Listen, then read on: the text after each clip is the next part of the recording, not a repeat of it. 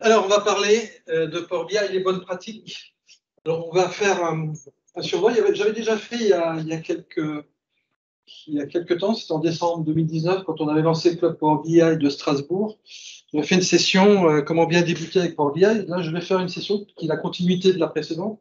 Bon, si vous l'avez loupé la première, c'est pas grave. Ça se suffit, la session se suffit. Donc, là, on va vraiment aborder des points ça ponctuellement, pas très construit, mais au moins tout ce qu'il faut avoir en tête sur les différentes étapes pour être sûr qu'on va aller correctement au bout du projet et qu'on n'aura pas trop de problèmes de performance. Alors, toujours un petit mot pour nos sponsors, parce que sans eux, ces genres d'événements n'auront pas lieu. Métis et le Crédit Agricole, pardon, la Caisse d'épargne. Jalio, c'est Sogeti aussi. Alors, on vient de perdre un sponsor, c'est ça? Pardon? On vient de perdre un sponsor, je crois. Désolé. Donc, allez, je suis Philippe Gégère, je travaille dans la société Métis, une société qui vient de s'implanter en Alsace il y a 1 an. C'est une société française spécialisée dans l'environnement Microsoft, sécurité, AD, infrastructure, cybersécurité, data, etc. Donc, l'agence, elle, a 1 an, on est 350 en France. Et mon domaine, plus particulièrement, c'est tout ce qui touche le métier de la data chez Microsoft, l'ensemble des technologies Microsoft. Ça inclut Azure, SQL Server et bien sûr la partie Power BI. Allez, un petit agenda, on va parler du chargement du modèle, la data vise. Je vous ferai tout ça, je vous montrerai tout ce que j'ai dit avant dans des démonstrations, et puis j'essaierai de faire une petite conclusion.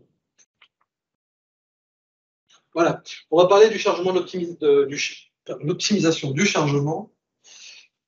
C'est la première étape, vous savez, c'est la partie qu'on appelle d'habitude Power Query. Donc, vous avez vos sources de données, quelles qu'elles soient, que ce soit un entrepôt de données ou un fichier Excel, etc. Donc, Power Query, c'est la première étape, je charge mes données. Simplement, si vous avez des sources de données de type SQL Server, Oracle, ou même de type Analysis Services et SSAS, ben, vous pouvez optimiser sensiblement vos requêtes de chargement en déléguant le traitement de la partie Power Query, vous savez, toutes les transformations de Power Query. Vous pouvez le décharger pour le donner au serveur distant, donc SQL Server, Oracle ou SSAS. Ainsi, vous allez gagner en performance, en rapidité, puisque Power Query est très performant, mais il reste quand même sur des processeurs, je fais du monothread si j'ai bonne mémoire, en .NET. C'est performant, mais généralement un moteur de type SQL est toujours plus performant. Tout ce que vous ferez côté SQL Server, si vous pouvez le faire, faites-le au maximum, vous aurez des meilleurs résultats. SQL Server est optimisé pour ça. Et puis en plus, le transfert des données entre Power Query et votre serveur SQL sera minime parce que toutes les transformations auront déjà été faites. Donc n'hésitez pas. Alors ça s'appelle le query folding, c'est-à-dire que Power Query est suffisamment intelligent pour transformer ce que vous voulez, les transformations, c'est-à-dire transcoder les transformations que vous faites sur Power Query, de les transcoder en requête SQL, ou SSAS, en BND, d'ailleurs, DAX, peu importe. En tout cas, tout ça, c'est transformé pour que vous puissiez récupérer, en fait, Power Query va exécuter une requête, faire exécuter une requête sur le serveur et qui contiendra toutes les étapes intermédiaires de votre transformation Power Query. Et ainsi, Power Query fera très peu de choses derrière. Toutes les transformations de Power Query ne se transforment pas en partie en requête SQL. À vous de savoir, par exemple, un changement de type, vous cassez dans la chaîne de Power Query, vous cassez la transformation SQL, vous perdez le SQL. Tout ce qui est avant, ce sera en SQL. Tout ce qui viendra derrière, par exemple, une transformation de type données, transformer du texte en nombre, par exemple, vous cassez à ce moment-là la partie SQL. Donc, tout ce qui sera avant, ce sera en SQL. Le reste, ce sera transformé par Power Query. Alors, sachez-le, ça peut vous faire gagner du temps, beaucoup de temps en faisant ça. Toujours dans la partie Power Query, pourquoi pas utiliser quand vous avez un jeu de données, plutôt que de faire interroger 3 à 4 fois dans la source de données, que de lui demander à Power Query de réutiliser les mêmes requêtes. Alors ça a des avantages, ça a des inconvénients. L'avantage, dans certains cas, c'est que ça peut ralentir, mais en tout cas, vous avez une meilleure traçabilité de la donnée dans vos centres de traitement, surtout avec cette mise en page là qu'on récupère de Power Query. L'enchaînement d'étapes. Donc, à voir. Ça peut être utile de faire ça. Ça évite la duplication, comme c'est marqué, de la logique, mais au détriment peut-être de la performance. Toujours dans la partie Power Query, ça c'est quelque chose que j'insiste beaucoup sur d'autres sessions, c'est traiter le moins de données possible. Et donc, les premières choses à faire dans Power Query, supprimer tout ce qui est inutile. Toutes les colonnes qui ne servent à rien, les lignes qui ne servent à rien, c'est la première étape, vous les supprimez. Comme ça, le reste du traitement de Power Query sera allégé et vous aurez des meilleurs temps de réponse au niveau de l'étape de chargement. C'est valable aussi pour la partie SQL, hein, que ce soit du traitement pur Power Query ou du traitement que vous déléguez à SQL Server, vous verrez les gains, etc. C'est aussi autre chose que je dis, c'est séquencer les instructions logiquement. C'est-à-dire, ne mettez pas un renommage, un changement de type, un renommage, un changement de type, etc. Mettez toujours ensemble les étapes. Ce sera autant d'étapes qu'il exécutera en moins, et donc toujours de meilleurs résultats en termes de réponse. Donc, n'hésitez pas à réagencer vos commandes dans le Power Query pour que ce soit logique et ainsi limiter le nombre d'étapes. Alors, généralement, si vous mettez sur une étape par exemple, de renommage et que vous faites une nouvelle fonction de renommage, vous allez vous dire est-ce que je voulais que j'insère une nouvelle commande dans le flux? Vous lui dites oui, mais il est suffisamment intelligent du coup pour réajouter dans la commande de renommage la nouvelle commande de renommage et de les fusionner en une seule. Il le fait intelligemment. Même si vous dites je rajoute une étape, non, il fusionne les deux, il vous fait qu'une seule commande. Donc faites attention à bien séquencer ce protocole pour que vous ayez les meilleurs temps de réponse. Excuse-moi, je peux te poser une petite question? Oui, bien sûr. C'est par rapport à la récupération de SQL Server. Oui. On a la possibilité de mettre directement une requête SQL en langage SQL. Est-ce que c'est mieux de le faire ou de rapatrier la data normale et après d'enlever les colonnes, de faire notre petit trafic ou tout ça? Par exemple, si j'ai des jointures un peu complexes, est-ce que c'est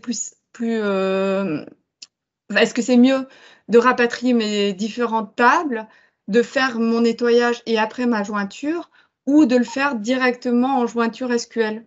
Je ne sais pas si je suis claire dans la requête. Oui, non, mais la demande est claire, tout à fait. Effectivement, si vous êtes suffisamment à l'aise dans la partie SQL et qu'il y a des traitements que vous pouvez faire, vous, en écrivant le SQL, allez-y. Tout ce que vous ferez comme traitement dans SQL, ce sera toujours plus performant que la partie Power Query. C'est la règle à appliquer. Cette possibilité, justement, ça vous évite de faire des jointures, vous les faites vous-même en SQL et pas dans Power Query, ça veut dire des étapes supplémentaires, charger des tables supplémentaires, etc. Si vous devez appeler des résultats issus, par exemple, de procédures stockées, vous ne pouvez pas le faire autrement qu'en appelant le code SQL, etc. Donc, oui, quand vous êtes à l'aise sur SQL, allez-y, collez votre requête SQL. Je crois que c'était la réponse que vous attendiez. Oui, en fait, je le faisais entre deux, mais j'étais en train de me poser la question justement si c'était plus performant, moins performant. Voilà, donc là, ça a répondu à ma question. Donc, je ne faisais pas s'il faut que ça. Si vous surveillez la requête native, parce que quand on est en query folding, on peut surveiller à chaque étape si la requête qui est générée, mais effectivement, la plupart du temps, il écrira aussi bien que nous, voire un petit peu plus complexe, parce qu'il rajoute des imbrications dans les tables. Donc, des fois, c'est un peu plus illisible dans la partie query folding, mais globalement, il écrit à peu près la même chose que si vous deviez le faire, vous, avec les mêmes étapes. Hein.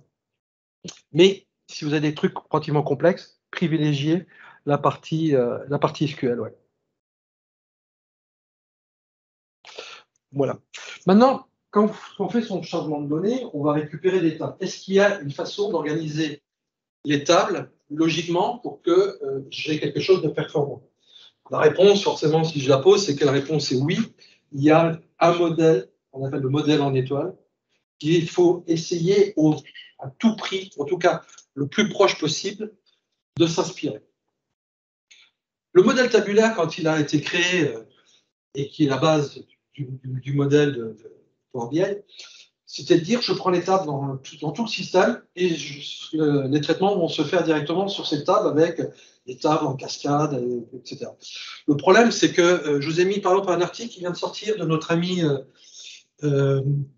Marco Russo ou Alberto Ferrari il y a quelques jours, je crois que c'était mardi.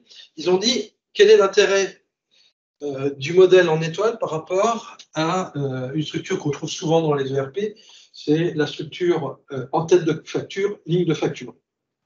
Eh bien, il prouve que si la volumétrie est plus faible, avec un modèle de type en tête détail, les temps de traitement peuvent être 10, 15, 50 fois plus lents selon la volumétrie et les caractéristiques.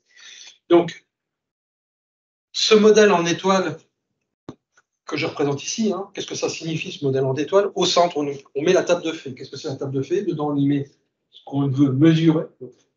Une table de fait, c'est qu'est-ce qu'on veut mesurer, qu'est-ce qu'on veut comprendre. Et ce qu'on appelle couramment autour les dimensions, pour prendre les termes qu'on a l'habitude de métier de la data de maîtrise, les dimensions, c'est comment on veut analyser ça. Ce sont chaque dimension, c'est un attribut. Alors, contient un ou plusieurs attributs. C'est la façon dont je vais analyser. Par exemple, un client, il a un département, il a eu un type, privé, public, etc. Tout ça, ce sont dans la table dimension client, j'ai des attributs, sa typologie, son secteur géographique, son nom, tout ce qu'on peut imaginer. D'autres dimensions, ça peut être le territoire, ça peut être, si c'est du revendeur, et une dimension, une table de date, par exemple. Donc tout ça, tout autour, donc je répète, tout autour, les dimensions. Comment j'analyse? Par date, par secteur géographique, par revendeur, etc. Et à l'intérieur, au centre, ma table de fait, qui est comment j'analyse les données. Donc mon chiffre d'affaires, ma marge, mon coût d'achat, etc. Mon prix de vente. Voilà. Bon, bien sûr, dans un schéma plus compliqué, on va avoir plusieurs étoiles avec la réutilisation éventuellement des mêmes dimensions. Alors, même des gens qui aiment bien mettre des noms surtout, ils appellent ça des constellations. Plusieurs étoiles, c'est des constellations. Maintenant que j'ai chargé mes données, on va s'intéresser un petit peu à la conception du modèle. C'est aussi la partie importante. La première chose, je vous ai parlé du schéma en étoile. Entre les tables, entre les requêtes, si on utilise le mot utilisé par Power Query, c'est le type de relation. Privilégiez toujours dans vos modèles la relation 1 à n, c'est celle qui donne le meilleur résultat, et autant que faire se peut, utiliser des nombres qui font la jointure, donc entre les deux tables, soit des entiers. C'est ce qui est toujours le plus performant, parce qu'un entier, c'est natif au processeur, donc c'est un coup d'horloge dans le processeur pour faire une égalité entre deux nombres. Si vous faites de la chaîne texte, c'est beaucoup plus compliqué à faire des jointures, parce que selon qu'il faut respecter les majuscules, les minuscules, les accentuations, pas les accentuations, etc., et bien les règles pour faire qu'une deux chaînes sont égales, un peu plus compliqué. Et puis il faut faire caractère par caractère. Donc, toujours privilégier des jointures en nombre entier quand c'est possible. C'est là où on a le meilleure performance. Si vous faites des jointures 1 à 1, généralement, on peut fusionner les deux tables pour en faire une seule, et on a un bon schéma bien plus performant. La relation n à n, attention, les performances, c'est beaucoup plus difficile à gérer, et puis les performances peuvent se dégrader facilement. Généralement, pour faire un schéma n à n, on met une table intermédiaire qui explique toutes les jointures qui transforment tout en 1n, etc. Donc là, je vous ai mis, ici, vous avez bien sûr une jointure 1n, représentée sur le schéma par l'étoile, et le 1 par le 1. C'est simple. Vous avez aussi la possibilité, vous savez, d'utiliser des relations bidirectionnelles. Utilisez quand vous avez besoin, mais ne les faites pas systématiquement, pensant que c'est la bonne démarche. Vous pouvez avoir des problèmes de performance. Donc, bidirectionnel, quand c'est utile, oui, mais pas souvent, pas tout le temps. Et les jointures, donc ça, c'est la représentation de la relation bidirectionnelle par rapport à unidirectionnelle. Et les relations actives-inactives, pour les spécialistes, vous savez, donc pour utiliser une relation inactive, par définition, il faut utiliser les deux relationships dans les commandes DAX. Ceux qui viennent DAX, on en fera tout à l'heure. Donc, ce type de relation pour les optimisations. De manière générale, côté modèle, mais on revient un petit peu à la partie Power Query, qui pour les temps de traitement Power Query, il fallait limiter le volume. Pour les réponses dans le modèle, plus votre modèle est petit, plus la cardinalité des champs est faible, plus vous êtes performant. Je vous ferai la démonstration de cette partie tout à l'heure. Donc, cardinalité, taille du modèle. Ne laissez pas le système gérer lui-même vos structures dates. Créez votre propre table de dates et empêchez dans votre modèle la création des structures dates. Vous verrez que les performances sont nettement meilleures. Parce qu'à chaque fois que vous créez un champ date, si vous laissez faire le système, c'est à chaque fois qu'il crée en tâche, en arrière-plan, une table date. Alors qu'on pourrait utiliser la même et gagner des performances. Il faut choisir aussi, ce qui est important aussi de se poser, c'est quel est mon mode de chargement. Alors, on parle le plus souvent en utilisant de l'import, mais le direct query existe et peut être utile. Ou le live connection. Le live connection, c'est quand la même chose que ce que je fais dans Power BI, sauf que je délègue toute la partie modèle, je l'ai fait moi-même en SSIS. C'est celui-là. Et on en parlera bientôt, j'en parlerai de cette partie live connection. Le mois prochain, dans le club Power BI de Strasbourg, on aura un retour d'expérience de la société Kuhn à Saverne, où il va justement nous parler de ces problématiques qu'il y a eu avec les performances qu'il obtient avec les live connection. Donc je vous inviterai à regarder cette session de mémoire, ça doit être aux alentours du 23 novembre. Donc, direct query, ça peut être utile si vous avez un moteur derrière qui est très performant, un SQL Server à la rigueur, ou un SSAS, vous allez beaucoup plus performant. Ça revient aussi, direct query, je vous renvoie plutôt au query folding, parce qu'il faut utiliser le query folding pour pouvoir faire du direct query. C'est pour ça que certaines transformations ne sont pas supportées quand on fait du direct query. Quand vous avez des modules de chargement performants, n'hésitez pas à utiliser le direct query.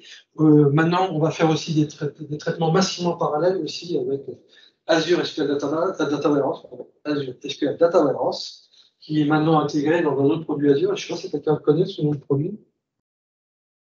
Non. C'est Synapse. Synapse qui permet de faire des calculs à 60 nœuds massivement parallèles pour faire ce genre de rendu. Donc, quand vous avez des systèmes très volumineux que Power BI ne peut plus supporter, même en premium, on bascule en Azure Synapse et on utilise un moteur qui s'appelle Azure SQL Data Warehouse. Power BI n'est pas fait. Quand on a regardé, d'ailleurs Power BI c'est du SSIS tabulaire, quand Microsoft a introduit en 2012 le SSIS tabulaire, il a dit attention, SSIS multiligne qui existe par ailleurs depuis longtemps, c'est très performant pour les très grands volumes. Les modèles tabulaires, on va le réserver aux petits et moyens projets, pas les très gros. Alors, ils essayent depuis, avec du premium, d'essayer de corriger le tir, etc. Mais quand on va voir plutôt les spécialistes Microsoft, ils vous diront, ouais, si tu veux vraiment faire du très gros avec du Power BI, mets du Synapse derrière et fais du direct query. Donc, tous ces éléments-là que je vous cite, donc, il faut le définir à la conception, savoir si vous voulez quel mode d'interrogation de données vous allez faire. Le mode composite, c'est un mode qui mixe de l'import avec du direct query. Certaines tables sont en direct query, d'autres sont en import. Et puis, bien sûr, pour faire ça, Microsoft met du dual ou la même table, vous l'utilisez aussi bien en direct query qu'en import.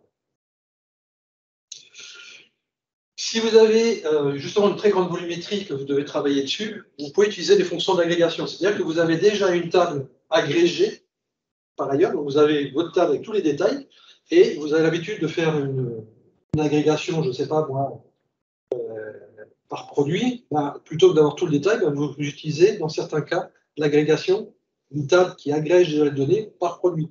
Comme ça, vous pouvez, le système Power BI, c'est lui déclarer qu'il existe une agrégation dans certains cas, et plutôt que d'interroger une grande table, d'interroger une table plus petite, puisqu'on a déjà fait les sommes par certain nombre en supprimant certains attributs. Donc sachez que ça existe, ça permet de le faire quand on a des problèmes de performance, des grandes volumétries. Je dis plusieurs volumétries, plusieurs dizaines de millions de lignes. Et le rôle level sécurité, vous savez, ce mécanisme qui permet à un utilisateur de se connecter et de n'avoir que ses données et pas celui du voisin. Un filtrage d'un élément de sécurité et de filtrage, comme je disais. comme vous rajoutez une condition de filtre, sur toutes les requêtes qui vont s'exécuter sur cet utilisateur, vous allez avoir une dégradation des performances, justement, pour gérer ce filtrage en plus. Ici, c'est moi. Oui. J'avais une petite question. Par rapport aux tables qu'on active le chargement dans le rapport ou pas, au niveau de la performance, qu'est-ce que ça implique si par exemple on a besoin de plusieurs tables pour constituer une autre et qu'on affiche que la table finale dans le rapport? Est-ce que c'est une bonne pratique de quand même désactiver le chargement dans le rapport et d'avoir par exemple 2 ou 3 tables en amont et puis proposer que la dernière où il ne faudrait pas le faire et faire autrement? Non, il faut que quand vous avez fini le chargement à travers Power Query, le résultat que vous avez qui sera envoyé au modèle soit le plus optimal possible.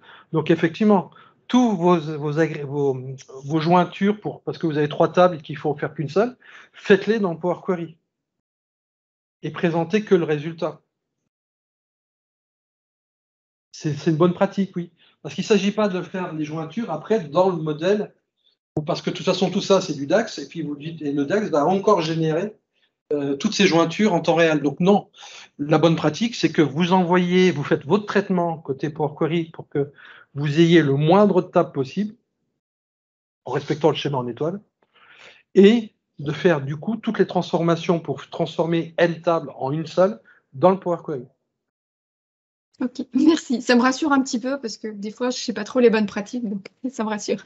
On est là pour ça, je crois que c'est le titre de la session. C'est ça. Qui c'est qui aime bien le DAX dans la salle ou à distance? D'accord, on va en faire. Est-ce que tout le monde sait ce que c'est que le DAX au moins? Ah non. Alors, le DAX, c'est ce langage derrière Power BI sur la partie quand vous faites des visuels qui attaquent le modèle. Le DAX, c'est le langage qui est derrière, qui est inspiré d'Excel. Quand j'ai dit que je vais en faire, je fais juste un copier-coller, on ne va pas l'écrire. C'est le langage qui est derrière qui permet d'interroger le modèle pour lui demander de restituer les valeurs que vous attendez en vue de dessiner un bar graphe, un camembert, etc. Les mesures que vous créez, vous les créez forcément dans le langage du DAX. Quand vous faites somme, etc., c'est du DAX. Quand vous faites une division, c'est du DAX. Mais ça, c'est le DAX que tout le monde comprend. Le DAX, là où ça devient compliqué, le DAX, c'est que c'est un langage qui permet de faire des agrégations. Donc des agrégations dans plusieurs sens. Et puis en plus, on y met du contexte de filtrage, contexte de ligne. Ça devient quelque chose qui est quand même. Alors quelqu'un l'autre jour, je lisais sur LinkedIn, DAX c'est facile mais complexe. Il faut juste que la personne m'explique que si ce qui est complexe, c'est facile. Ça restera. Je reconnais que le DAX, c'est quelque chose de complexe. Et rentrer dans le DAX, si on ne maîtrise pas la notion de contexte de ligne, contexte de filtre, vous êtes perdu. Dès que vous voulez faire un truc un petit peu au-delà des divisions et des sommes, vous êtes perdu. Donc oui, le DAX, c'est compliqué. Il y a des règles à respecter, je l'ai cité.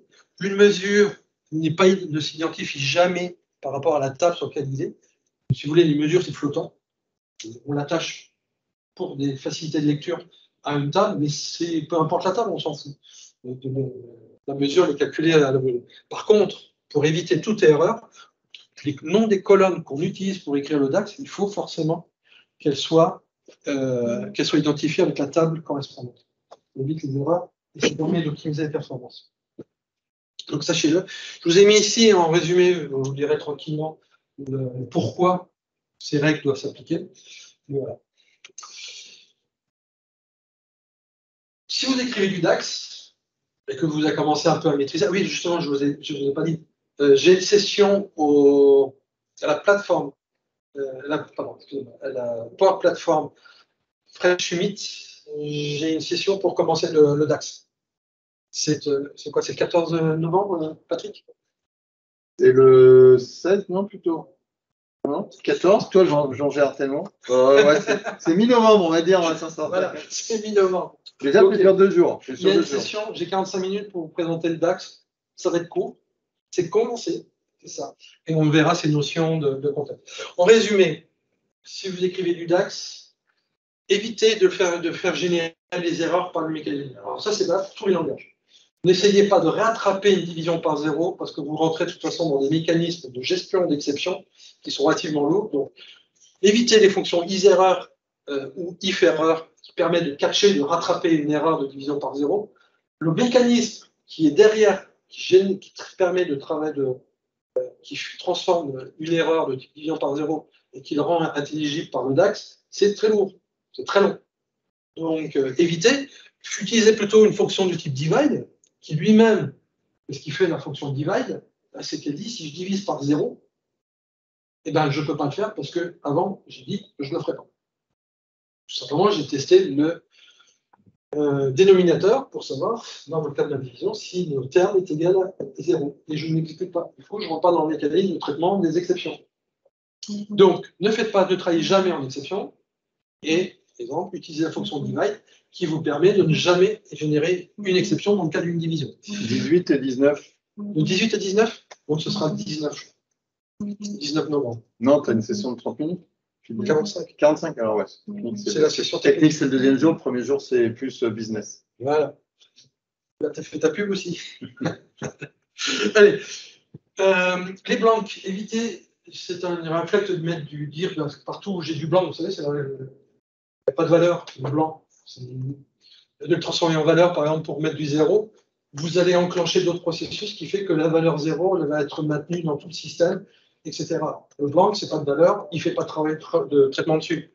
0, il y a de la valeur, je peux faire encore un traitement dessus. Donc, laissez plutôt des fois les fonctions blanc apparaître plutôt que vouloir à tout prix mettre une valeur. Les optimisations, il y en a, je vous ai mis pourquoi sur celui-là, utiliser type filter que plutôt filter. Je vous ai mis aussi utiliser plutôt selected value que values, utiliser row count plutôt que les count. Ça, c'est une erreur aussi flagrante. Hein. Le count sur un moteur Power BI, les performances, c'est très mauvais. Et il y a des projets, Microsoft m'en parlait, l'autre jour, ils sont tombés sur des sociétés qui utilisent massivement du count. Et les mecs, ils sont obligés d'acheter pour BI Premium, vous voyez, 4400, ça suffit pas. P1, ça suffit pas. P2, P3, chaque fois on multiplie par 2.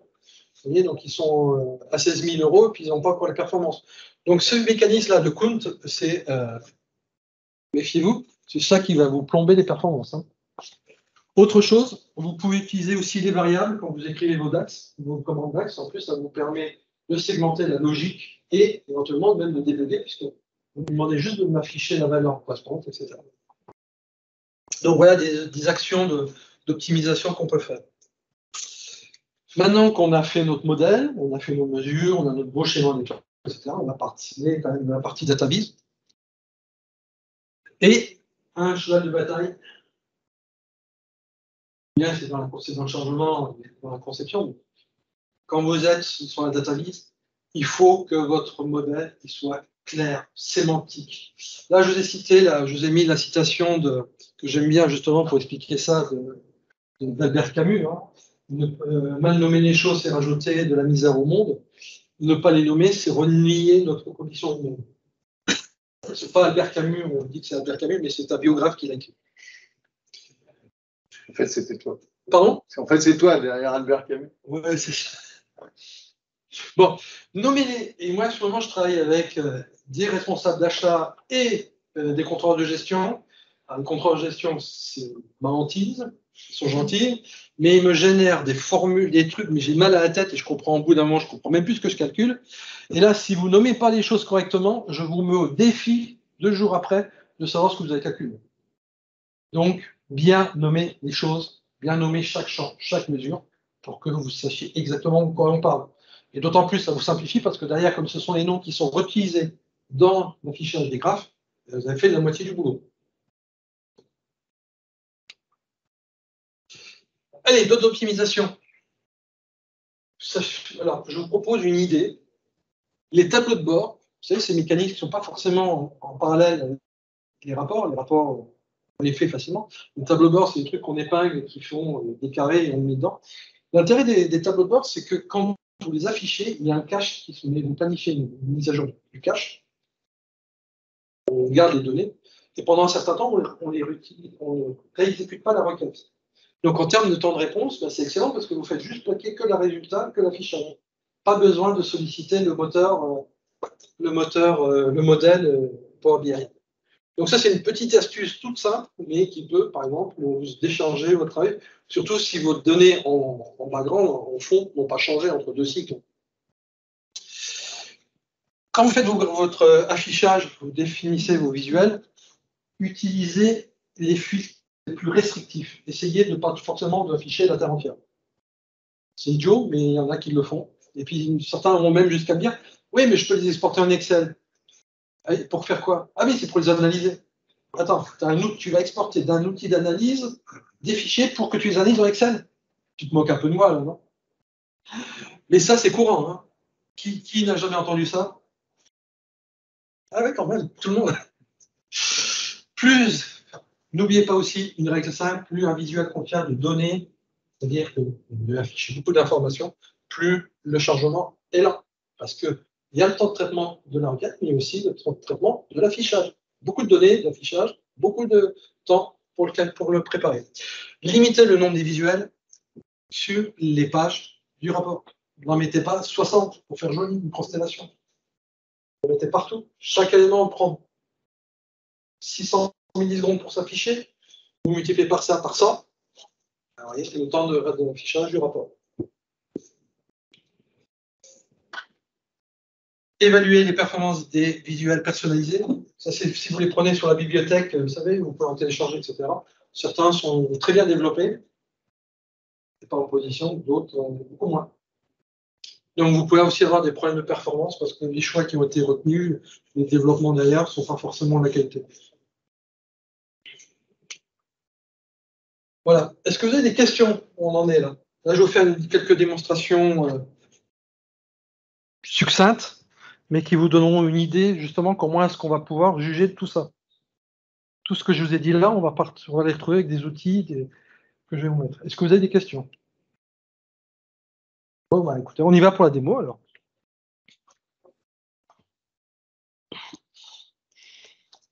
Voilà. Alors, je vais partir d'un... Vous voyez bien? J'ai l'impression que les vidéos ne sont pas forcément bien réglées. Bon, peu importe. J'ai pris un petit rapport tout simple, sans aucune mise en forme. Je n'ai pas fait joli.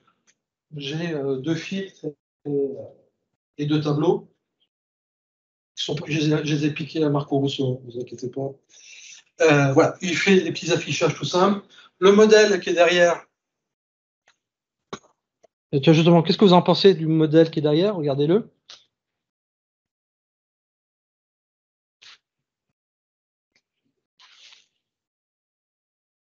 Non, ça ne vous inspire pas? Pardon? Il n'est pas en étoile. Et pourquoi il n'est pas en étoile? Alors, il est ce qu'on appelle un flocon, vous savez, il y a la table de fait est là-haut, et donc produit sous catégorie.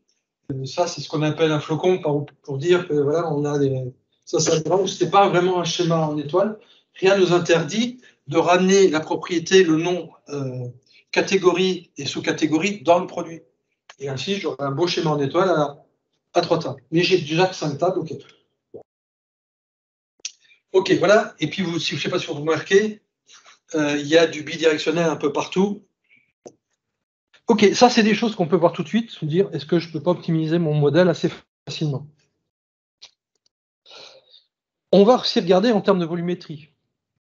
Pour ça, je vais utiliser un produit externe. On va l'utiliser 2 fois, ce produit externe, d'ailleurs. Je ne sais pas si vous connaissez DAX Studio. DAX Studio, il fait du DAX, mais il fait aussi une autre chose qui va nous intéresser. On va analyser les performances en termes de volume de données à traiter. Alors, voilà, je suis connecté à DAX Studio et je vais aller dans la partie avancée et je vais lui demander d'afficher les métriques. Je vais retrouver ici, dans ce qu'il vient de me faire, les 5 tables que j'ai. Et je vois 2 choses importantes. La taille de la table. Avant, je vais vous montrer autre chose avant. J'étais un peu vite. Voilà ce qui va m'intéresser ici, dans cet onglet. Donc ça, c'est le nom de mon projet Power BI. Mais là, vous voyez ici, j'ai ma taille de mon modèle, il fait 1,60 mégas. Alors, autant dire que c'est tout petit. Hein. J'ai une compatibilité, ça c'est, mais de toute façon pour BI, il vous le fixe, c'est peu importe. J'ai 5 tables, 46 colonnes. Ça veut dire qu'en gros, j'ai à peu près 10 colonnes par table. Un petit peu moins. À savoir, est-ce que c'est bien, est-ce que c'est pas bien, est-ce que je ne peux pas supprimer quelques colonnes 10 colonnes par table en moyenne, ça me semble peut-être un peu nécessaire d'étudier un peu tout ça.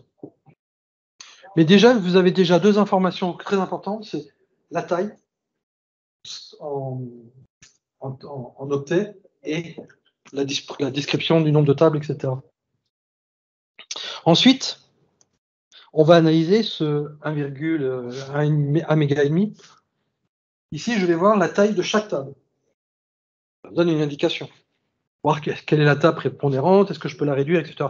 Une petite table comme celle-là, hein, je ne vais peut-être pas gagner grand-chose à l'optimiser, mais une table où je vois apparaître ici 1,5 milliard, c'est le cas de mon modèle sur lequel je travaille.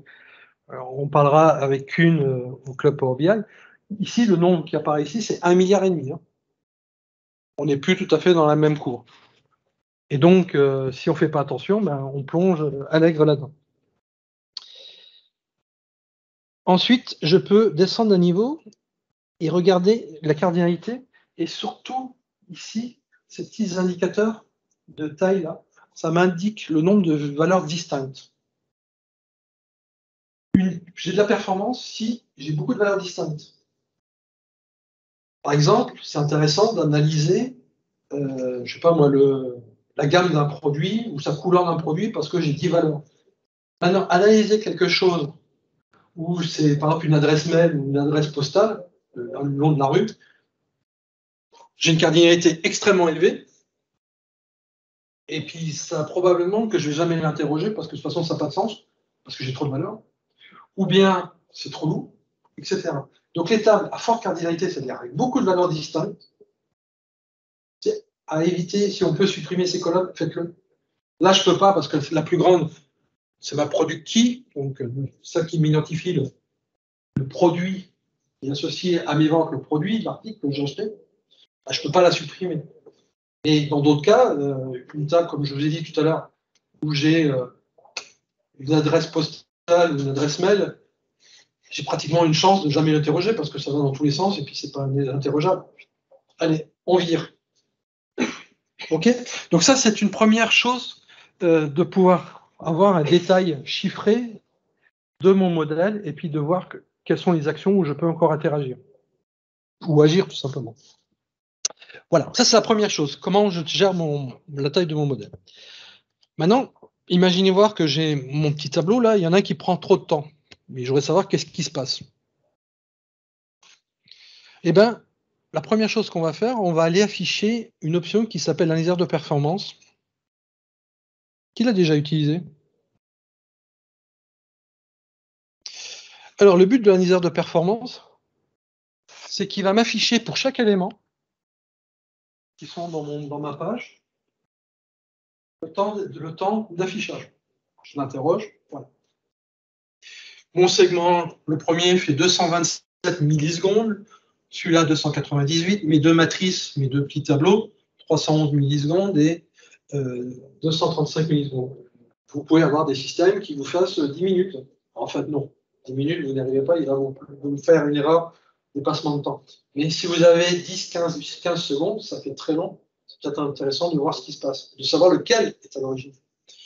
Donc, je vais prendre le deuxième, c'est plus intéressant.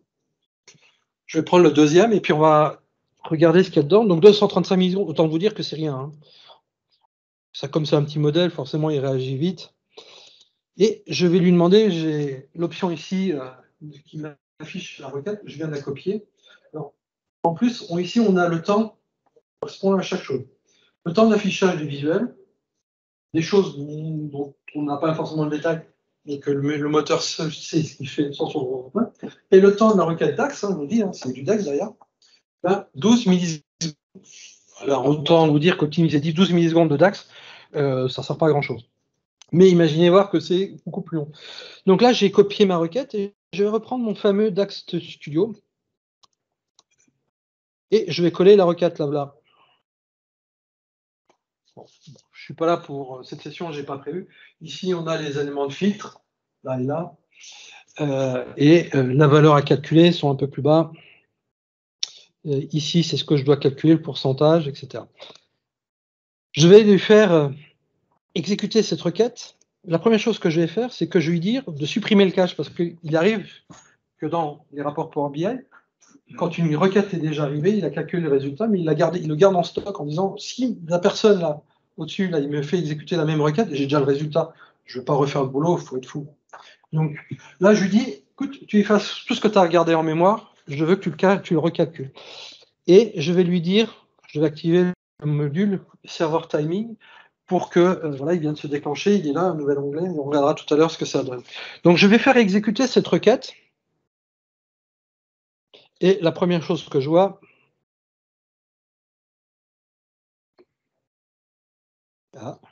La première chose qu'il me fait, il me renvoie le résultat de la requête. Et ce qui est intéressant, c'est que Power BI, ce qu'il fait, c'est qu'il ne fait pas, quand il calcule le total en bas, il ne dit pas en deux fois.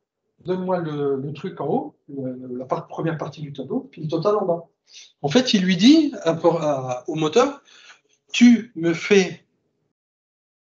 calcules les valeurs et tu me réserves une ligne que je t'appellerai le grand total, que tu me calcules indépendamment.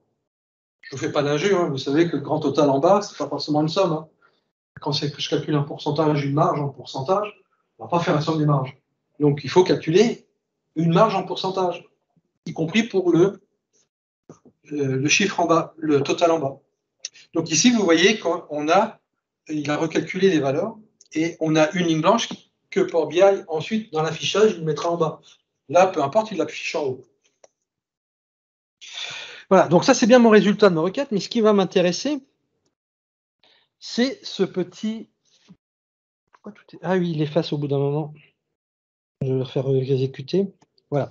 Ce qui va m'intéresser, c'est d'abord ça et ensuite ça. Alors ça, il faut être un petit peu plus costaud, mais déjà, ça va nous aiguiller.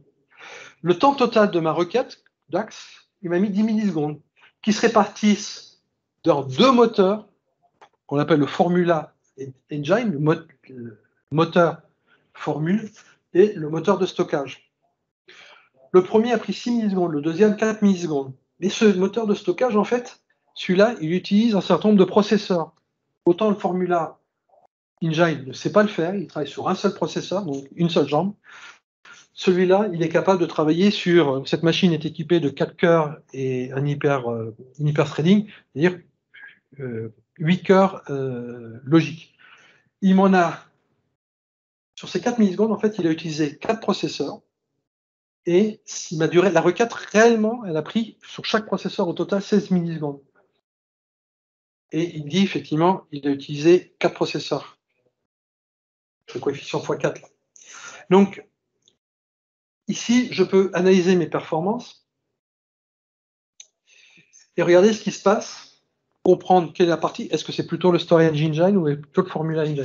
Le Storage Engine, ce sont des pertes de performance parce que le modèle n'est pas bien conçu. Le Formula Engine, c'est que vous lui faites des opérations, mais un peu complexes. Peut-être que vous faites des choses trop compliquées. Vous êtes peut-être à faire à mes contrôleurs de gestion, là. Ici, comme je lui demande de désactiver le cache, aucune requête n'est issue du cache.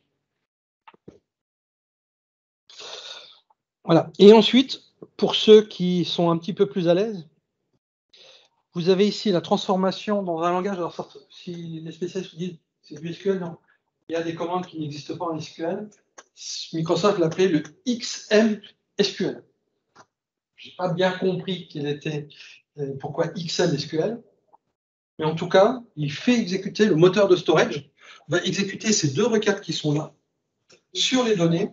Alors, ce n'est pas sur un moteur SQL, mais c'est sur un modèle de type SSAS. Il va faire exécuter sur l'ensemble de ces commandes-là. Pour les amateurs d'SQL, vous retrouverez facilement vos petits. Et ce n'est pas l'alpha et l'oméga. Par exemple, le pfcast, là, n'est pas une commande SQL. C'est une commande du moteur, mais hormis ça, on est très à l'aise pour comprendre ce qu'il va faire comme traitement. Voilà. Donc ça, c'est un outil externe qui ne vous est pas fourni, mais qui permet d'aller plus loin. Maintenant, je vous ai dit, il y a peut-être d'autres optimisations à faire. que vous ne voyez pas. Là, on a pu analyser un petit peu macroscopiquement quelques valeurs comme ça. Mais pourquoi n'aller pas un peu plus loin et d'analyser notre modèle et voir si c'est performant ou pas. Et pour ça, j'ai utilisé un autre outil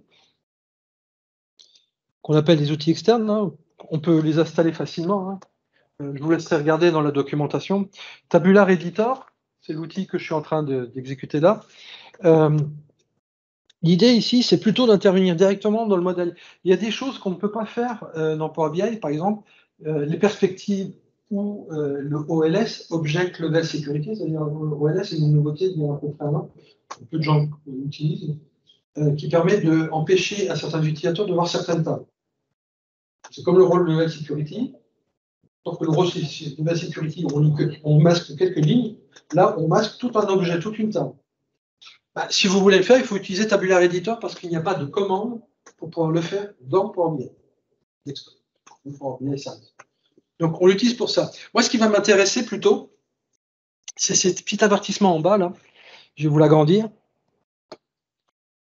C'est un outil qui s'appelle le Best Practice Analyzer, l'analyseur de bonne pratique. Microsoft a travaillé avec l'éditeur de Tabular Editor. C'est une société, c'est un indépendant qui travaille sur la création de Tabular Editor. Microsoft a travaillé avec lui et a défini un certain nombre de bonnes pratiques. Et tous les messages que je vois là, ce sont des erreurs de bonne pratique, soit qui impactent les performances, soit qui impactent le design plutôt, etc. Mais elles sont là. Alors, comment on fait pour l'avoir, vous me direz? Tout simplement, vous allez ici dans Advanced Scripting. Advanced Scripting, vous allez donner des commandes au produit Tabular Editor et on va passer un petit script. Alors, je l'ai mis dans la slide de Power BI pour l'avoir. Voilà. Tout simplement, on va aller chercher dans GitHub un fichier JSON qui sera intégré, qu'on intègre dans Tabular Editor. Et du coup, Tabular Editor, il déroule ces bonnes pratiques et il nous sort, dans le cas présent, le résultat de bonnes pratiques. Alors, qu'est-ce que j'ai en gros? Alors, je vais vous les agrandir un peu. C'est peut-être un peu grand. Allez. Alors, si vous n'utilisez pas du MDX, c'est-à-dire si vous n'utilisez pas Excel, vous pouvez aller intervenir dans une Tabular Editor, vous pouvez désactiver une coche pour éviter d'utiliser du MDX, c'est-à-dire de ne pas pouvoir utiliser votre modèle. Ça vous prive d'utiliser dans Excel votre modèle. Donc, analyser dans Excel, ça ne marchera pas, parce qu'il utilise ce qu'on appelle le langage MDX, qui vous propose du DAX, mais vous gagnez en performance. Pour tous ces champs-là, ça peut être utile. À vous de voir si ça correspond. Ici, vous voyez qu'il me dit par la suite, ici, vous êtes sur un schéma de type, vous n'êtes pas dans un schéma en étoile, vous êtes de type flocon. Et il m'identifie bien mes deux tables, product et product subcatégorie. Ensuite, il vous dit, tu n'as pas défini la table de type date, ce qui vous permet d'optimiser tous les traitements de type, on appelle les time intelligence en anglais, l'intelligence, vous savez, calcule-moi mon rapport entre le year to date de cette année et le year to date de l'année précédente, etc. Ça utilise massivement la table date. Si vous ne la déclarez pas, vous avez moins de performance. Donc, pensez à déclarer votre table date, ça n'a pas été fait là. Qu'est-ce qu'il nous dit aussi? Le deuxième, il vous dit, il y a une date, autant la mettre comme machin. Évitez de manière excessive le modèle bidirectionnel, ici. Il a détecté ce que je vous ai dit tout à l'heure, ce qu'on avait vu, il nous le répète. Il y a beaucoup trop il nous les liste ensuite. Ces éléments que je vous ai listés, ils ont un impact direct sur les performances. Maintenant, on a des problèmes de maintenance. Il semblerait que dans votre modèle, tous ces champs-là ne sont pas utilisés. Donc, pourquoi les avoir dans le modèle? Il vous pose la question, il n'est pas sûr. Hein.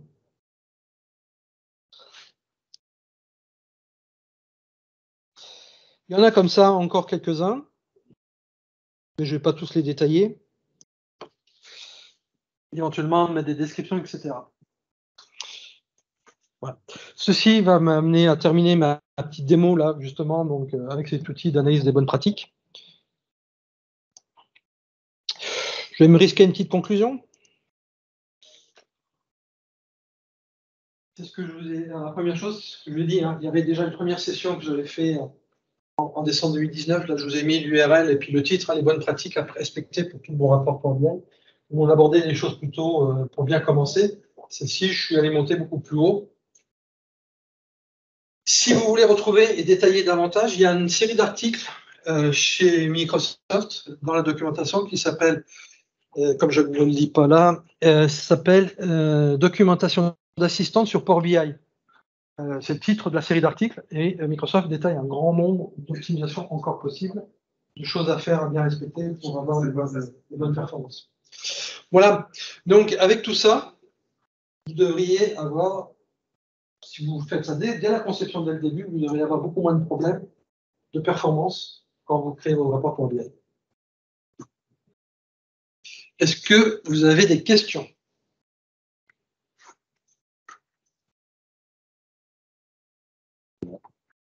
On est bon? Et il est 13h08, j'ai dépassé de 3 minutes, je ne suis pas trop mauvais en plus.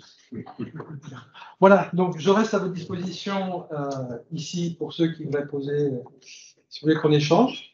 Et puis je vais mettre fin à la session à distance.